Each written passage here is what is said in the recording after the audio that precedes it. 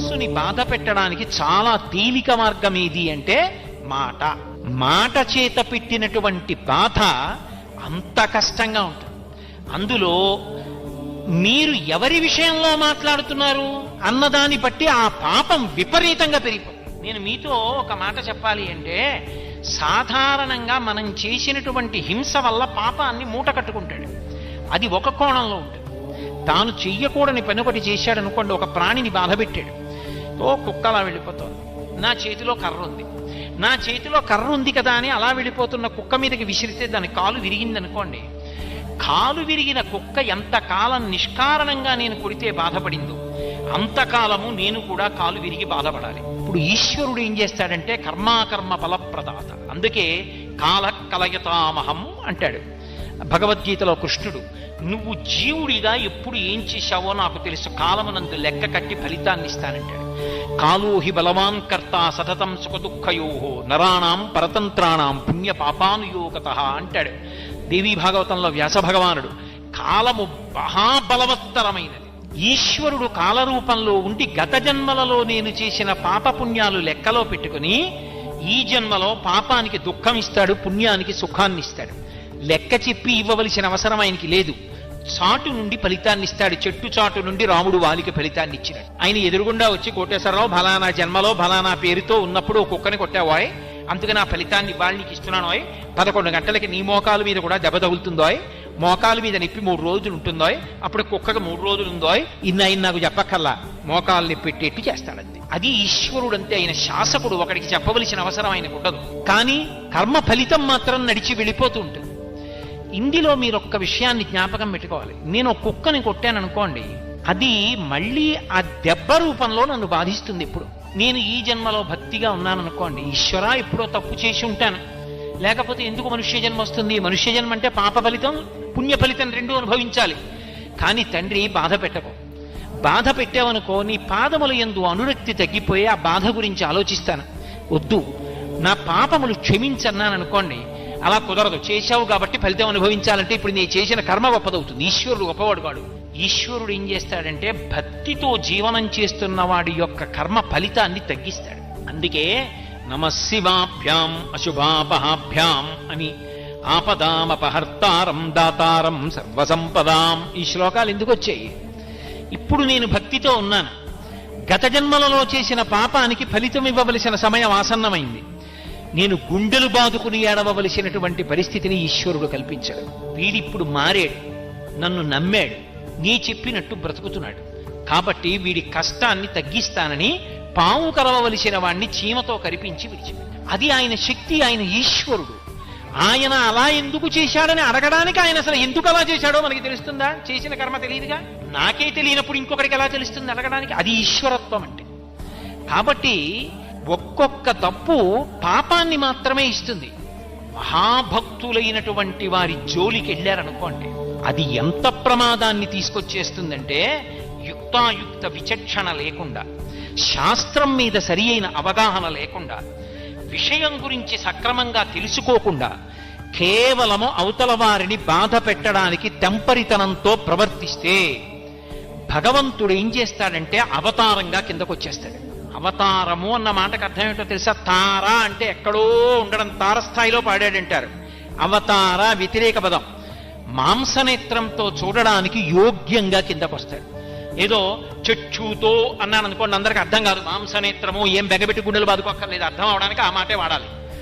మాంసనేత్రంతో చూడడానికి యోగ్యంగా కిందకి దిగి వస్తాడు ఆయన. ఇప్పుడు ఎందుకు వస్తాడో తెలుసా? అసలు ఆయన అలా రావడానికి కారణం ఏమిటో తెలుసా? ఆయనే చెప్పుకున్నాడు, పరిత్రాణాయ సాధూనాం, పరమ భాగవతోత్తములైన వారిని రక్షించడానికి వస్తాను అలాగా. వినాశాయచ దుష్కృతాం, ఆ వాళ్ళని బాధ పెట్టిన వాళ్ళని చీల్చి చెండాడడానికి ఓ రూపంతో కిందకు వచ్చేస్తాను.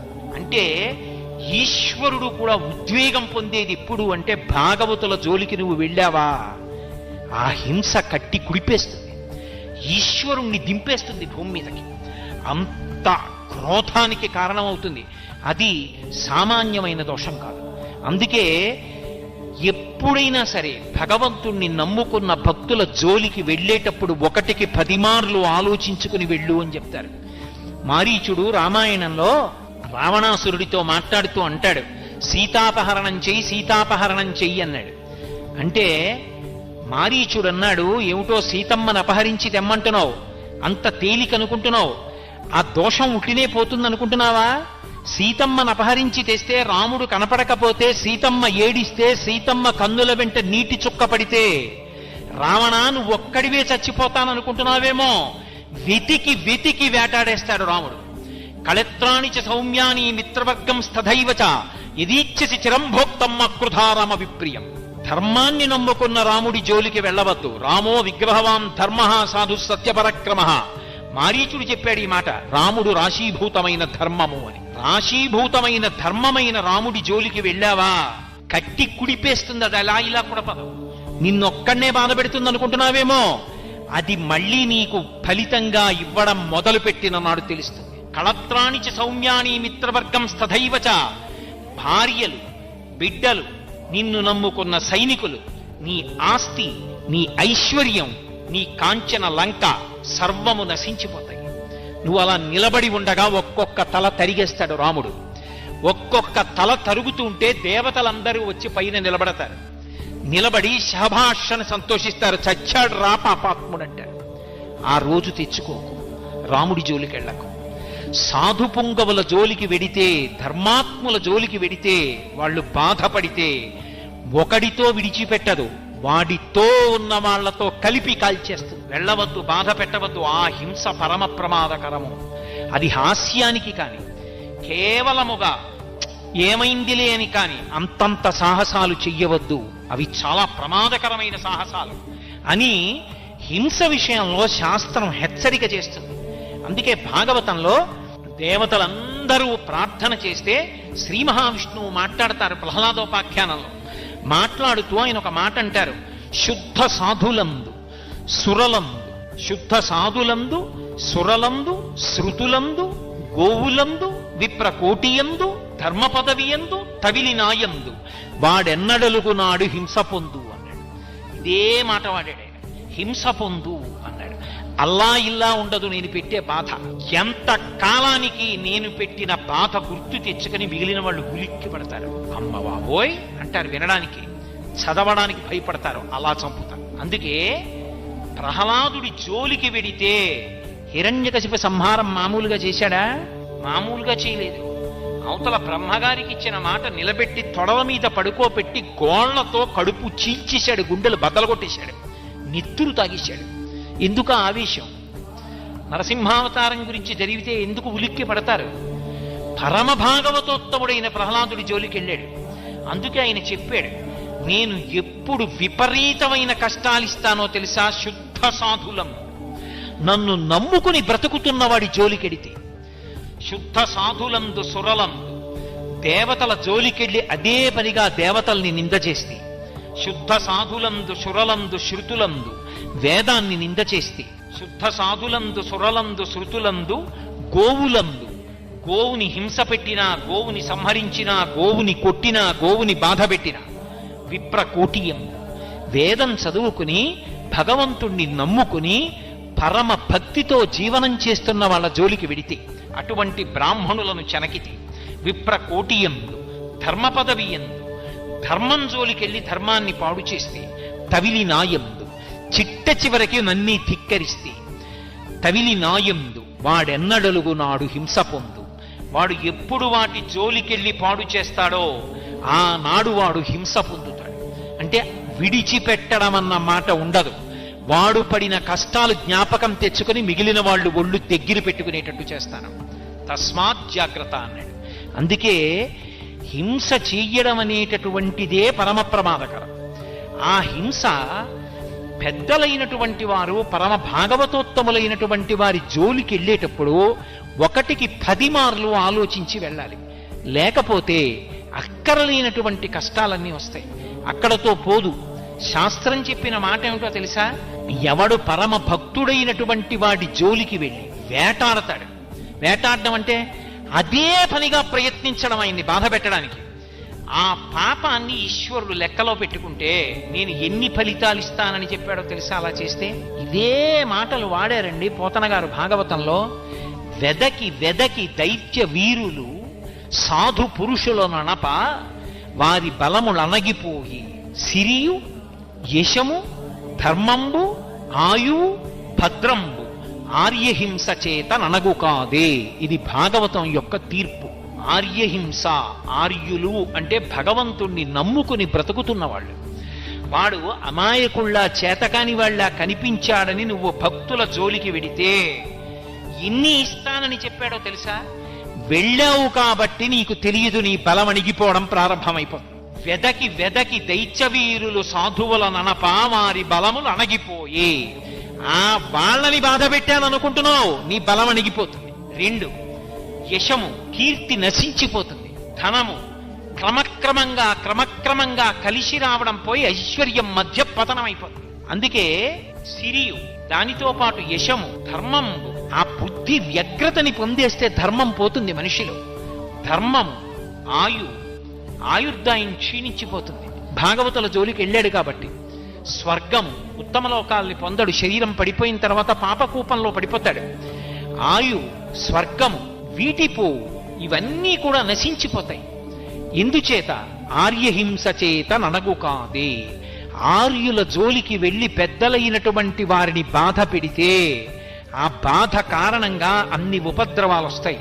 అందుకే హింస అన్న మాటని అన్వయం చేసుకునేటప్పుడు నీ వలన హింస జరుగుతోందా అని ఆలోచించుకున్నప్పుడు పొరపాటున కూడా భగవంతుణ్ణి నమ్ముకున్న భక్తుల జోలికి వెళ్ళవద్దు. ఆయన పైకి ఎలా కనపడనివ్వండి, కేవలం ఆయన భజన చేసుకునేవాడు కానివ్వండి. ఆయన మహావిద్వాంసుడా, శాస్త్రం తెలిసిన్నవాడా, ఇవి కాదు.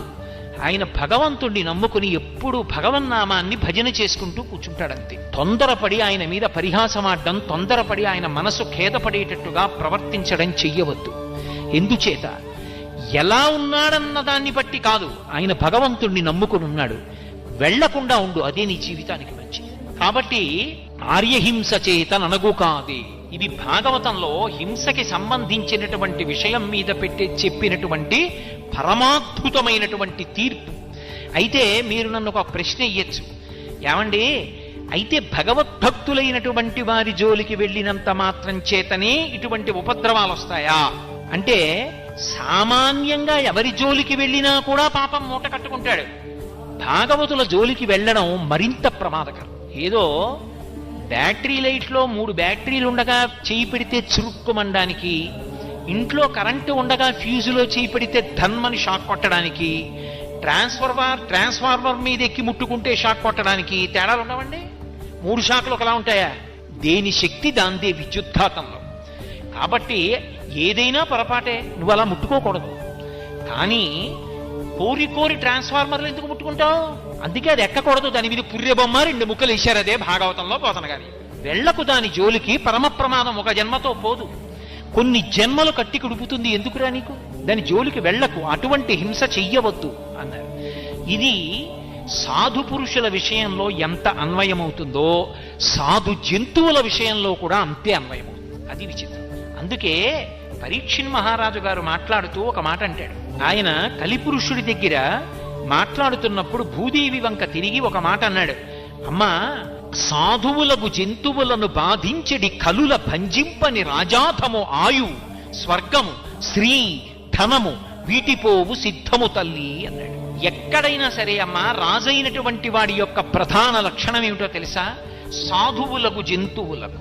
సాధువులైన జంతువులు అన్న మాటకు అర్థం ఏమిటో పోతన గారే చెప్పారు భాగవతంలో. ఏదో వాహినులైన వాహినులందు జలంబు త్రావి అంటారు.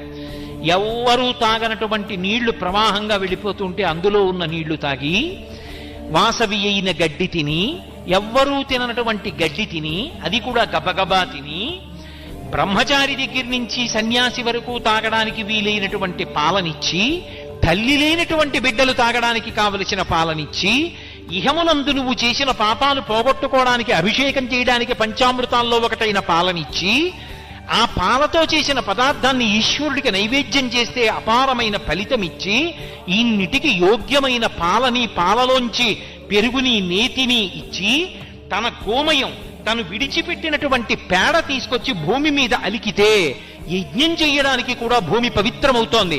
అటువంటి పేడని ఇస్తూ పంచగవ్యములలో ఒకటైనటువంటి మూత్రాన్ని ఇస్తూ నీకు అక్కర్లేని గడ్డిని, నువ్వు తాగని నీటిని తాగి నీకు ఇహమునందు పరమునందు పనికొచ్చేటటువంటి ఇన్నిటిని ఇస్తున్నటువంటి పరమ సాధుమూర్తి అయినటువంటి గోవుని బాధ పెడితే దాని అర్థం సాధువులకు జంతువులకు అంత మనకక్కర్లేనివి పుచ్చుకొని మనకి ఇహము పరము ఇన్నిటిని కల్పించగలిగినటువంటి అద్భుతమైన పదార్థములను ఇవ్వగలిగినటువంటి జంతువులను బాధ పెడితే నిష్కారణంగా ఈశ్వరుడు అంగీకరించాడు.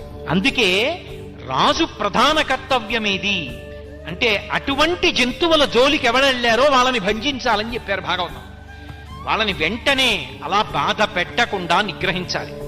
అలా చేయకపోతే నేనంటలేదు, పోతన గారు అంటున్నారు భాగవతంలో, వ్యాసుల వారు చెప్పిన మాట చెప్తున్నారు. సాధువులకు జంతువులను బాధించడి కలుల భంజింపని రాజాధము ఆయువు ధనము స్వర్గము శ్రీ వీటిపోవు సిద్ధము తల్లి. అమ్మా, ఎప్పుడైనా సరే సాధువులైన జంతువుల్ని బాధ పెట్టేటటువంటి కలులను భంజింపనటువంటి పరిపాలకుడు ఎవరుంటాడో అటువంటి వాడి యొక్క ఆయుర్దాయము నశించిపోతుంది, అటువంటి వాడి యొక్క ఐశ్వర్యము పతనమైపోతుంది, అటువంటి వాడికి శరీరం పడిపోయిన తర్వాత ఊర్ధ్వలోకవాసం ఇవ్వరు. అందుకేనమ్మా లోకంలో దుష్టజన నిగ్రహంబును శిష్టజనానుగ్రహంబును నృపులకు స్రష్ట విధించెనని పురాణ ద్రష్టలు చెప్పెదరు. ఇది సత్యము తల్లి అంటాడు. ఒక రాజు ఏం చెయ్యాలి అంటే దుష్టులైనటువంటి వారిని భంజించాలి, సాధు పురుషులైనటువంటి వారిని రక్షించాలి. దుష్టులను భంజించి శిష్టులను రక్షించకపోతే ఆ రాజు అని పేరు తెచ్చుకోలేడు. ఆయన భగవంతుని చేత అనుగ్రహింపబడడు. అందుకే హింస అన్న మాటలో ప్రభువు దగ్గర నుంచి సామాన్యుడి వరకు కర్తవ్యతానిష్టతో చూసుకోవలసినటువంటి అవసరం ఉంటుంది. ఇది నేను చెయ్యాలా చేయకూడదా పరమ జాగ్రత్తగా చూడాలి.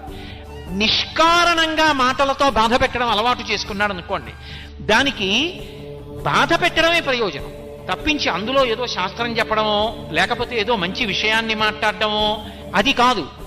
కేవలం అవతల వారిని బాధ పెట్టడమే ప్రయోజనంగా బాధ పెట్టాడనుకోండి తన మాట చేత, అది పరమ ప్రమాదకరమైనటువంటి విషయం. అటువంటి పనులు చెయ్యకూడదు. చెయ్యకుండా ఎప్పుడూ కూడా వాక్కుని నిగ్రహించుకోవాలి. అందుకే ఆ వాక్కు మీద అటువంటి నిగ్రహ శక్తి లేనివాడు ఎవరు ఉంటాడో వాడి మాట వలన ఎంతమంది బాధపడతారో అటువంటి వారిని పరమేశ్వరుడు కూడా శిక్షిస్తాడు. మీరు అందుకే చూడండి, మనస్సుని బాధ పెట్టడానికి